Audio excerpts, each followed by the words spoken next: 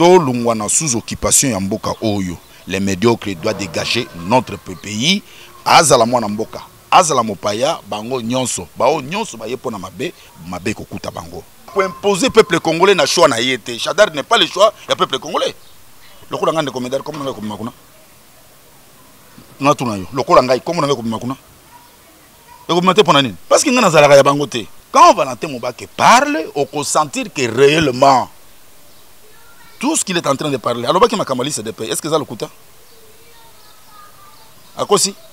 Alors que bokomona attendele. Bokomona attendele. Les dauphins de Kabila n'est pas à la majorité, se trouve à l'opposition. Kabila n'a pas un mandat. Mais qui va nous diriger si il y aura Kabila a un mandat. Kabila a une légitimité. Kabila a une légalité. Aucune institution est légitime. Et l'autre côté, botika kozala sima ya bato ba bomi mboka na biso Congo démocratique. Botika kozala sima bato ba violer Congo démocratique, ba piller systématique Congo démocratique na ba minéré na yango. Botika lelo tozomona ba Tanzanie et komi ko sala oh ba izuni ya cobalt ya kolamba cobalt soki na mboka na bango cobalt na ba Uganda soki uta wapi na ba Rwanda oyo ba kobi ko sala izuni Rwanda kaka coltan ya pamba place même na kizengi ya pamba coltan ezate. Masolo Yakine avec Rebecca Bilendo Pokuta la Servadi. Je suis très heureuse de savoir que Boza est belé à Makasi pour nous causer là. Masolo Yakino et Kumba Makepa Rebecca Mopandi Sang on a bien au niveau de la République démocratique du Congo. Où ils allaient Bamakambole Kaka Mingi Mingi Nambo Kanabiso. Aujourd'hui nous sommes revenus encore ici. Peut-être quand vous allez voir cette émission, vous allez comprendre là où nous sommes. Toyaka Awa Moa Mingi. Parce que Tolinga toujours Koyeba et puis sous Oezali demande na bino bandeko bolanda kabiso nde tinda kabiso to ya koluka ba invité mususu comme lelo tozongeli susu ndeko Medar o aleka pe mingi na chaîne o Info 16 to ye ko kangaye awa parce que batu ba déclarer ki toza na besoin apesa biso quelques réponses na ba mituna o bopesa ki ngana tuna ye ndena ko pousa na zo ndeko Medar na ndeko Medar ko pousa no artikolo ndeko za mala mingi. Bonjour ndeko Medar. Bonjour mon pandisa, on appelle ce mbotini. Voilà, les lots de Kozol, sous Naoezali siège Nabino. N'habité ceux qui de comédia, Rosomo, la Maramia, sur les Karambo, Kao, Tobandina, du Bosso, Ezali, gouvernement, en fait, équipe quoi accompagner de Emmanuel Chadar, il n'a pas élection. Et puis, tu as sous Makamboya, candidat unique et opposition. Tozui ba makambo belé belé, je pense bien avec ndeka tozo là ba makambo ko bima mo belé. Que pense-t-il na oezali liste o bima ki na niveau ya majorité pour la propagande ya ndeko Ramazani Shadari? Merci mon panzi sango, eza soni na Congo démocratique ezali distraction munene. Bazo mema peuple congolais, eza soni. Pour ceux qui natali esika moko te na mokili mobimba, élection ceux qui ezaki penza na crédibilité na transparence et ça la mangalo les autres na Congo démocratique. Oui, à Congo démocratique, penze monani ezali soni ezali dictature, ezali régime moko, ezali irresponsable d'abord. Belle chance parce que ezali régime moko, ezali légitimité, ezali légalité, ezali tinatinate, ezali soni. Moi vraiment dans ça la penze wa commentaire mingite. Yo tuningai. Yo moni ndenge nini na liste o ebimi na batu, babimisi pour la campagne ya monsieur Chadari. Voilà, parce qu'avec la lumière ici,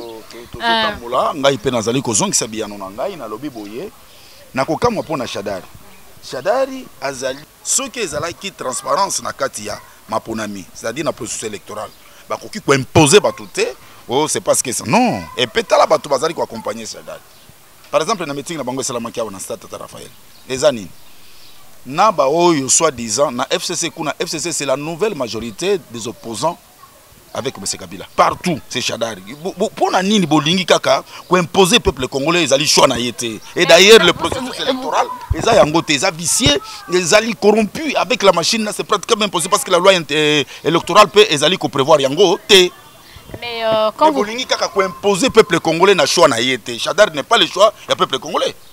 Mais meeting nous avons vu combien de gens étaient venus participer à meeting. Naba policiers, majorité. Naba soldats, baza déguisés en tenue civile, d'autant plus bazo qui nous avons un camp militaire.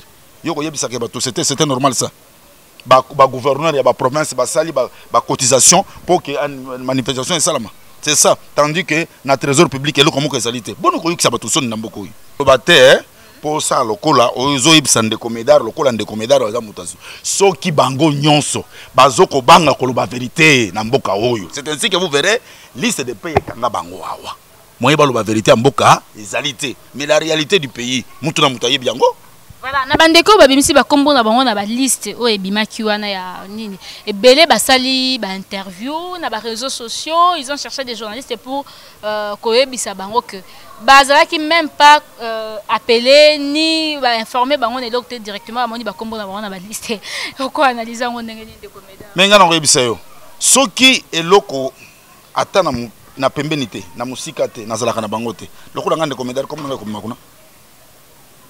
Natuna yo lokola ngai comme na ko makuna e ko mate pona nini parce que ngana zalaka ya bango te mo de bon tala awa Congo démocratique et ko zalaka malamu batu nyonso bazo mona régime bozo kota régime mais boye ba kepe un jour mo buta zalaki awa 32 ans soka salaki nini akende kit soki bino bozo ndima ko sala na nko donc ko imposer batu et comme obligation boye bayango lobby pe et comme banda ko luka bino po comme premier ministre. Donc nous devons être un peu likambo oyo bono ba panzi sango bozo tuna ngai omoni maponami ezani maponami ezali mutake na liberté nyonso ke ko pona muto ya ko kambaye muto ya ko sala nini akokambaye donc on a pendant le mandat.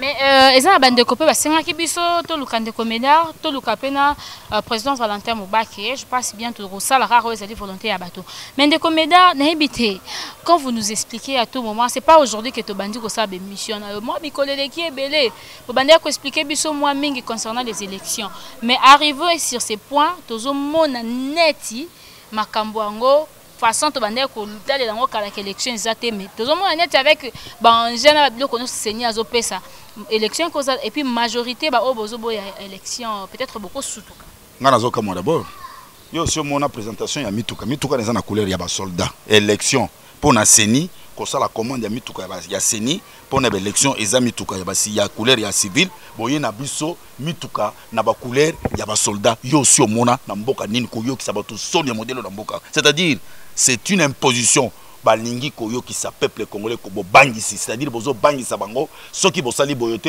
on va imposer mais ko simba té donc ko simba té parce que ils sont en train d'imposer la population congolaise c'est ça et d'ailleurs processus électoral na modèle les autres ça sans ani mais ba machine ezo ya bientôt là et puis bientôt et ko yaka bientôt avion ezali bientôt machine ko ya bientôt et mona na katé bo sali commande ya mituka ya couleur ya ba soldats ça c'est pour des élections.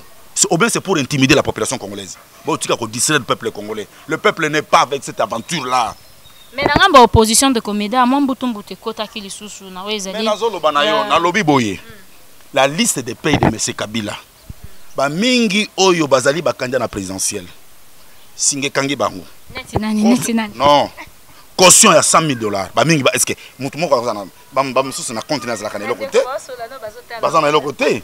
Mais kuna et quand ils na lobby na yo le FCC et les alliés nouvelles les majorités à M. Kabila avec des opposants. Okopé sanga raison. Okozongela ngande comédar na zolo banabino, okopé sanga raison. Mais candidat unique opposition de comédar. Na tuni. Candidat unique to ko wa ko. Yo kanga na tuna yo. Naza na parti politique songolo pakala. Ngana yebi ke ngana zo bunda parce que nazali na opposition nazo bunda pona nini.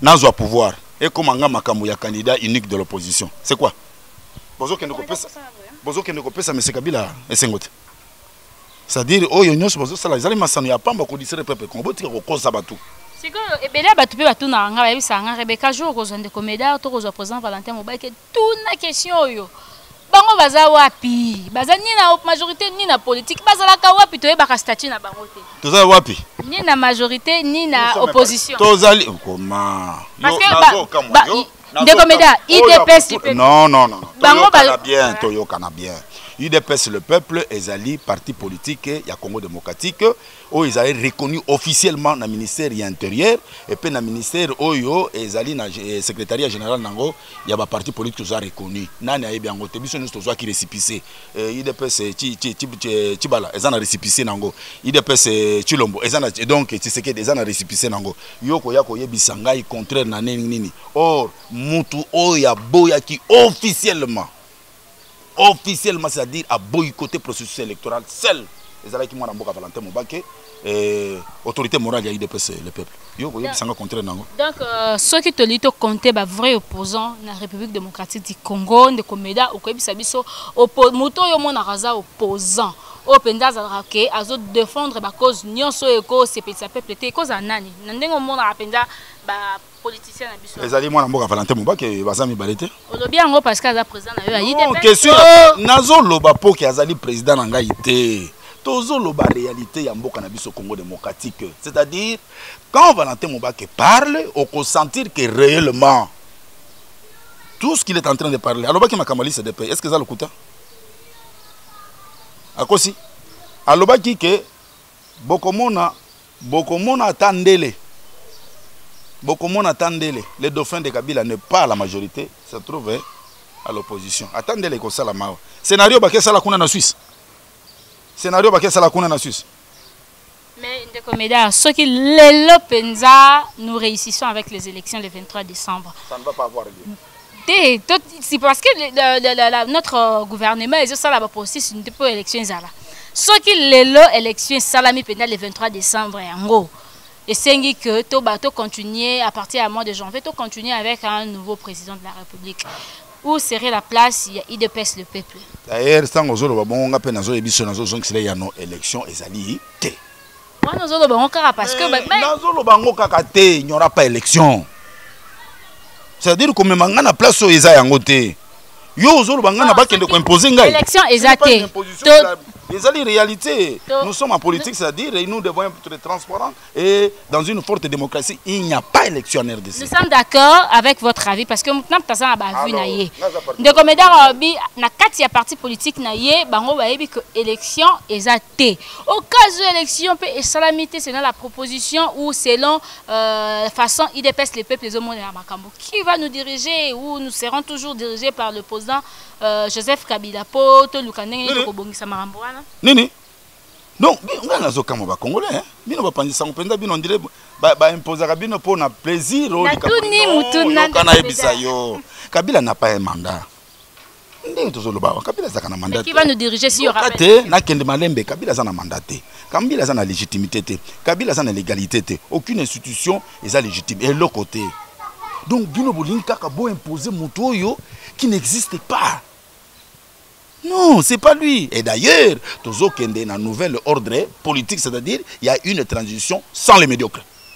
Mais transition on est kokumba maipana. Et kokumba maipana, zela ngo komonango. Zela komonango parce que eko salama. Eko salama et pezali. OK. Des comédiens to kozwa vraiment ton mingité parce que télévision ezangonga et puis nous avons d'autres tournages à faire. To yaki kaka nde to yeba point de vue na yo par rapport à oezali ba makambozo les kalamboka. Une dernière question est concernant Sadek. Je ne sais pas si tu es au courant que Sadek est quitté déjà na mboka na biso pour nous surveiller ndenge nini élection ko leka mais on nous a appelé moi personnellement il y a quelqu'un qui m'a informé lobby Sadek Azana Katikati en fait, il est avec l'opposition, il est avec la majorité. Alors, n'habitez point de vue, tant que moi, la commission monnaie de quoi Sadek et soutenir Ngambouya élection, et avec machine à voter, et soutenir Pengambo opposition. Je ne sais pas si nous allons comprendre ça comment avec les communes. Mon Sadek a n'andeng na ndeng ngolo baké eko sala pour l'élection. Mon n'andeng na yo. Mais ngana yebi que élection, en tout cas égalité, Sadek yé pour na makam na bango wanate.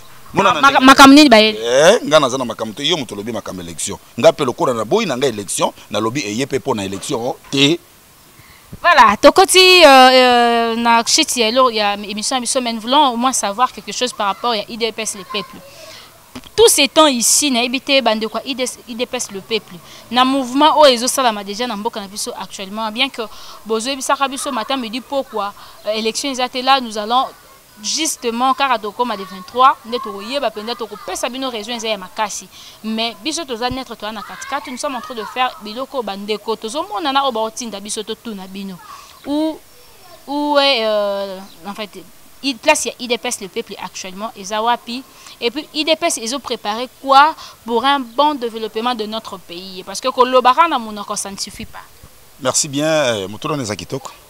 Tango tuninga bongo IDPS le peuple d'abord yokana nkombo IDPS le peuple c'est-à-dire le peuple est au centre ya nyonso parce que IDPS le peuple ezali patrimoine ya peuple congolais. Donc le peuple congolais existe dans l'IDPS le peuple. Ce que tuninga bozo préparer nini pour na développement ya mboka. Oui.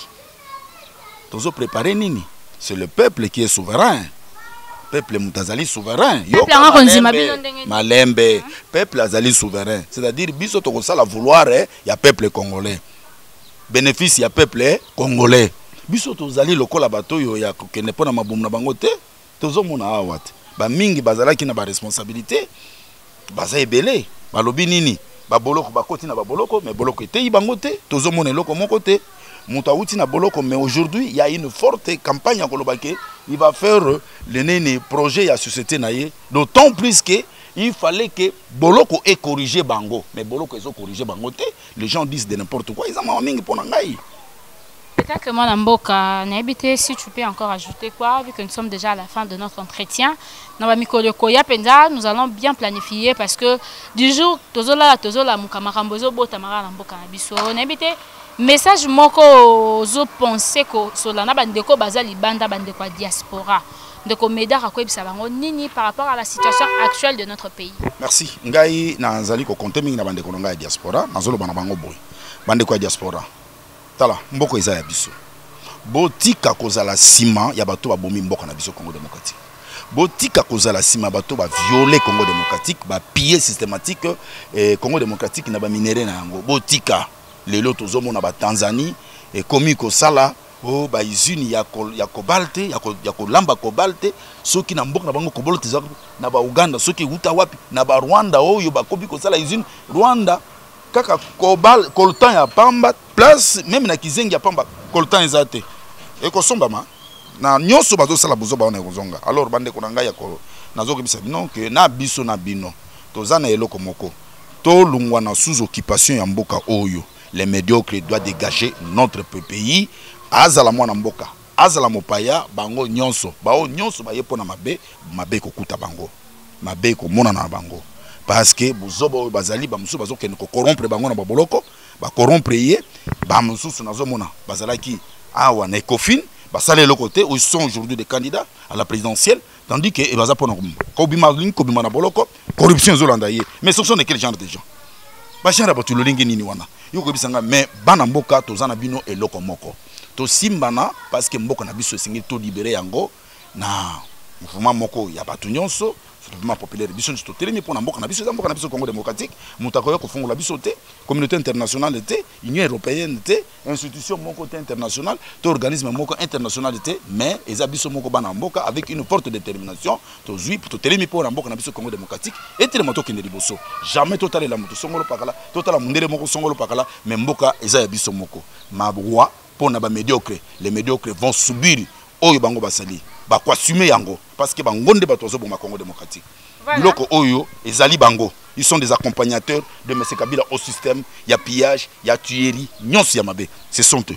Merci beaucoup de Comedar le lengo recevoir biso lelo mituna ezaki yangai ba question plutôt ba réponse ezalaki yangai. OK, merci beaucoup. Na habité so ko pesa mbote na keke bato balandio libanda. So pesa mbote na bandeko ya libanda na pesi docteur Mabondo na Paris ya IDPS le peuple ndeko JP Manga ndeko JP Kanyama papa Nestor na pesi pe ndeko Nono Nzabi na pesi mbote mingi na pesi docteur Ngoya na pesi mbote nazali ko pesa mama Zizi mbote nazali ko pesa mama Justine na mama nanu bino na Allemagne na pesi bino mbote mingi na pesi pe petit frère mbo na pesi mbote mingi na pesi pe petit frère nangai Guilain ngimbi na pesi mbote mingi nazali ko pesa bandeko nyonso bazali ko landa ngai nazali ko pesa mwana mboka ikala na pesi mbote mingi na pesi pe ngweme na pesi mbote mingi nazali ko pesa bandeko nyonso bazolanda ngai na pesi papa Hilaire na pesi mbote mingi esiko zwami kimeza la kati na yo bino nyonso boltala oyo tozo sala pona mboka oyo elombe na bosani yote esika ozali na Suisse mbote mingi pona yo bandeko bazali kolanda ngai ya diaspora na pesi bino nyonso mbote mingi. Ok, Rebecca Bilendo la Servadi pe a pesi bino nyonso mbote. Bao bo s'abonner na chaîne na biso Info 16 na bino bato bolandaka biso libanda mboka tozakane sengo parce que erto kitara terrain to sala ka volonté na bino bo senga ka biso Rebecca lukela biso mutu kingandi lukela biso boye ce qui est la possible to sala kango mais ce qui peut être possible te parce que avec ba invité zaka moi kokoso ko benga moto boye to sala ozela ba rendez-vous finalement okokipe kolemba sinon na senga ka bino. Au lieu de nous insulter dans les réseaux sociaux, nous avons préféré que la cabisso un message à la suggestion en disant peut-être Rebecca place où le baki boisa boité mais faut pas qu'on finga parce que et bien là tu vas à commenter zo finga donc moi c'est zoba journaliste fointi et tout ce n'est pas intéressant parce que nous souffrons quand nous faisons nos émissions sous le soleil sous la pluie nous sommes là et maintenant ceux qui bino bozo critiquer biso. Et alors, vous allez nous démotiver un jour. C'est une émission par rapport à au Bossa la sinon, parce que Bossa est belé, laissez-nous vos suggestions. Et Mbote-Ming, une famille pour depuis Champagne, Kinshasa, famille pour Mobimba. Tonton Mungamba la série, le coordonnateur de l'Info 16, beaucoup de bonjour à toi. Et pourquoi pas Aaron Lubamba derrière la caméra. Na bande konyoso balandi biso mokolo ya lelo. Le professeur Jacob Louamo Kasietoko, voilà, balobi Afriti Analytics nde yangwana ezo sunga bande ko bazo ba cours en ligne. Ozana a besoin ya kozwa cours en ligne na ba possibilité nyonso benga numéro za affiché na si à télévision na yo toko solo la pe toko pesa ba directive ya Afriti Analytics. Mbote mingi na yo ndeko Tamenet mbola uti ko passer ba séjour madame na biso. Toyebi déjà zongi en tout cas mbote mingi na yo et pourquoi pas na tonton Wise depuis Canada aussi na binonyo sobolela biso bye.